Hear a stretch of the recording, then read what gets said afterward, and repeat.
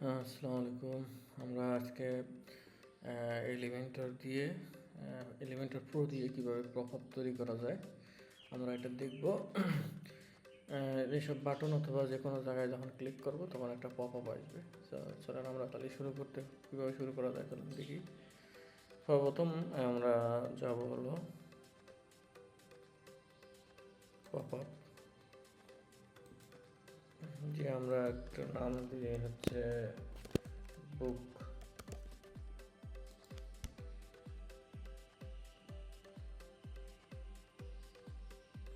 এখানে কিছু টেমপ্লেট আসবে। টেমপ্লেটগুলো আমরা হচ্ছে যে কোনো একটা পিক করতে পারি অথবা নিজেরাও তৈরি করতে পারি।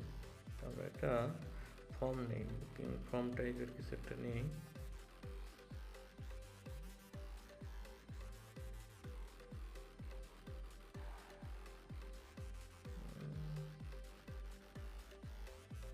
আচ্ছা, আমরা নিজেরা বানাই, আমার পছন্দ হচ্ছে না।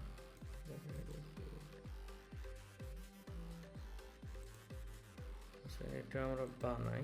এটা হচ্ছে আমরা একটু বড় করতে পারি, সহজেই বড় করা যাবে। এটা একটু বড় করলাম, একটু বড় করে দেন হচ্ছে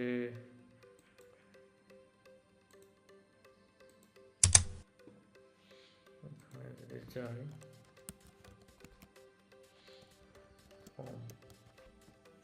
আমরা হচ্ছে যে কাজটা করবো এলিমেন্টারের ফর্মটা নেব।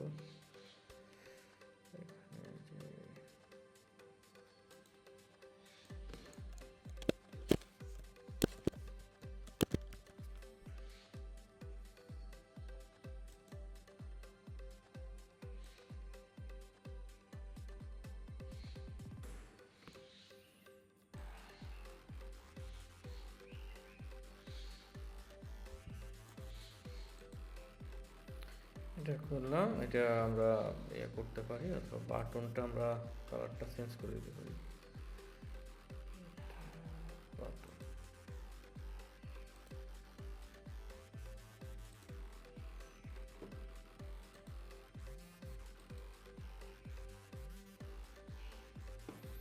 ওকে, তো আমরা এইটা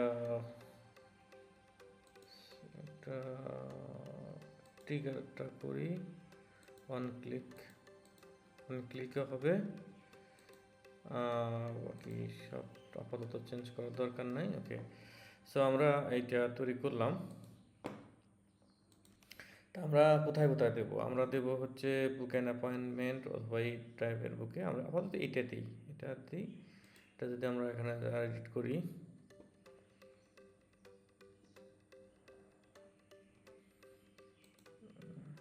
ওকে, এইটা যে এখানে আসছে, এখানে আমরা হচ্ছে এই পাশে যাব, ডাইনামিক ট্যাগস, এখানে যে আমরা হচ্ছে পপআপ, এখানে যখন ক্লিক করব এখানে যা দেবো হচ্ছে বুকিং টেমপ্লেট সিলেক্ট করে দেবো। আমাদের কাজ কিন্তু শেষ। ওকে, আমরা যদি এখন এটা সেভ করি, দেন